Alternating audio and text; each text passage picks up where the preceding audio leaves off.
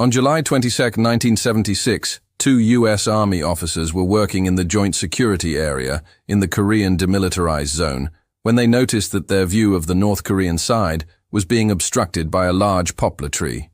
This wasn't an issue usually, but the tree's thick foliage would soon become a problem, so they asked their superiors if they could get the tree trimmed or removed. The next day, a team of 6 U.S. soldiers arrived to take care of the tree, bringing along 2 chainsaws. But before they could get to work, a warning shot rang out. Startled, the soldiers dropped their tools and fell to the ground. Moments later, a second warning shot echoed across the tense border. Still on the ground, the Americans waited for what seemed like an eternity. Then, one by one, North Korean soldiers emerged from behind the tree line, brandishing weapons and yelling in Korean. The U.S. soldiers watched in horror as the North Koreans split into 2 groups, surrounding the lone tree and the Americans who were still lying on the ground. As the situation escalated, the soldiers began to exchange harsh words with the North Koreans. Then everything changed. One of the North Koreans raised his rifle and fired. Another quickly followed suit. And in a matter of seconds, 2 of the American soldiers lay lifeless on the ground while the others scrambled for cover. Soon, the area was filled with the sounds of gunfire and screams as the North Korean soldiers relentlessly attacked. The surviving Americans managed to retreat to safety, but not before suffering casualties. This incident, known as the Poplar Tree Incident, shook the world and brought humanity to the brink of nuclear war. In response to the deadly attack, the United States prepared a massive military operation called Operation Paul Bunyan to teach the North Koreans a lesson they wouldn't forget. The world watched with bated breath as the U.S. military mobilized its forces along the DMZ. On August 3, 1976, thousands of American soldiers stood ready to fight, armed with high-tech weaponry and fueled by vengeance.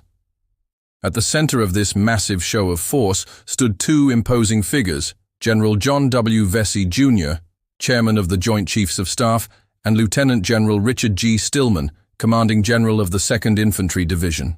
These 2 leaders were determined to deliver justice for their fallen comrades and protect the lives of those still in harm's way. But they faced an unexpected challenge. The North Korean leadership refused to negotiate, leaving only one option for the Americans: military intervention. As dawn broke, the U.S. troops began their assault on the heavily guarded tree line separating the 2 Koreas. Helicopters whirred overhead, their rotors beating the air as they transported troops and equipment to the front lines. Meanwhile, on the ground, soldiers moved with precision and speed, their every step laden with tension as they closed in on the enemy. The North Koreans had fortified their position, making the assault even more perilous. But the Americans were undeterred. They knew that the fate of their comrades rested on their shoulders, and they were up to the task. At the heart of the operation was a team of elite soldiers tasked with infiltrating the enemy territory and eliminating the threat posed by the North Korean soldiers. These men were the best of the best, trained to operate in the most hostile environments and capable of carrying out missions of the utmost importance. Among them was Master Sergeant Paul A. Smith, a veteran soldier with a reputation for bravery and tactical brilliance. His team relied on him to make split-second decisions that could mean the difference between success and failure. As they moved through the dense undergrowth, Smith's eyes scanned the landscape, ever vigilant for any sign of danger. He knew that the North Koreans were cunning and resourceful, and would not hesitate to use the element of surprise against them.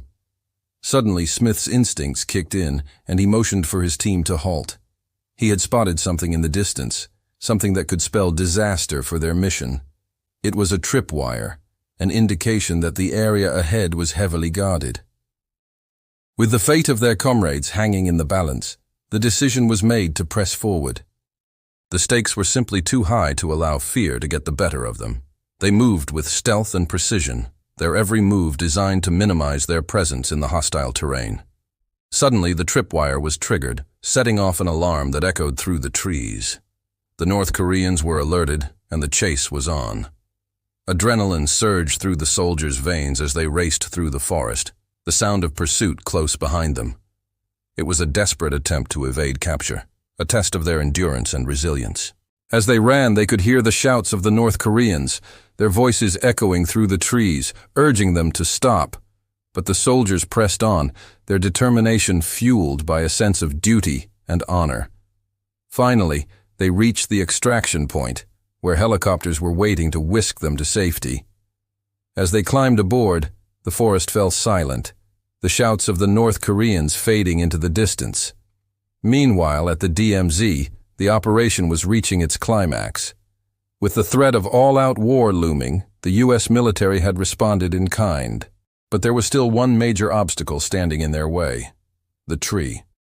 It was an unlikely adversary, but one that had already caused significant damage. Enter Captain Ronald R. Reagan, a young Army officer with a daring plan to take down the tree once and for all. He assembled a team of soldiers, each hand-picked for their skills and expertise in forestry and engineering. Their mission: to bring down the tree and neutralize the threat it posed without causing further escalation. As the team approached the tree, they could feel the tension in the air. Every move they made was scrutinized by the North Koreans, who were eager to provoke a response. But Reagan's team remained calm and focused. They knew that the fate of their comrades rested on their shoulders, and they were up to the task. With precision and care, they set up their equipment, ensuring that every tool was in place and ready for action. Then, with a nod from Reagan, the operation began. The first blow was struck, the tree groaning under the weight of the mighty chainsaws. Slowly but surely the giant came down, its branches crashing to the ground with thunderous force. As the tree came down, a cheer erupted among the U.S. troops. It was a symbol of their resilience, their determination to overcome any obstacle in the face of adversity. But the celebration was short-lived. The North Koreans were quick to retaliate, launching a barrage of attacks that threatened to engulf the region in war. In the ensuing chaos, Reagan's team found themselves under fire, their lives hanging in the balance. With their training and experience, they fought back, neutralizing the threats and protecting their own. It was a testament to their skill and bravery, but it was far from over. As the attacks continued, the team knew that they had to act fast.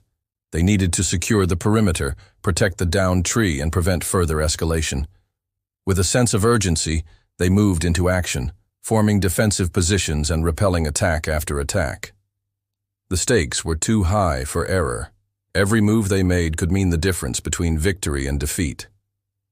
And then it happened.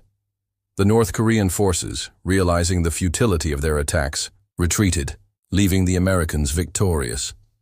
But the battle was far from glorious. There were casualties on both sides, a stark reminder of the cost of war. In the aftermath of the battle, the world held its breath as the two Koreas teetered on the edge of all-out conflict. Negotiations were tense and fraught with uncertainty as each side dug in their heels and refused to back down. But amidst the hostility, a glimmer of hope emerged. The United Nations played a pivotal role in mediating the conflict, calling for calm and urging restraint. As the world watched anxiously, diplomats worked tirelessly behind the scenes to find common ground and prevent the situation from spiraling into a full-blown war. Finally, after days of intense negotiations, an agreement was reached. The North Koreans would withdraw their troops, and the Americans would, in turn, remove the felled tree. It was a compromise, but it was enough to avert disaster and bring the world back from the brink of nuclear war. In the end, the tree that had caused so much destruction and heartache was no more. It was chopped up and removed from the DMZ, leaving behind a gaping hole where once it had stood. It was a symbolic victory for the Americans, but one that came at a heavy cost. The poplar tree incident had brought humanity to the brink of annihilation, a chilling reminder of the destructive power of conflict. As the world grappled with the implications of this near-catastrophic event, one thing became clear. Peace was a fragile thing that required constant vigilance and commitment from all sides. The tree almost triggered World War III. Check out this short to learn about another time the world almost ended. Or watch this next video instead.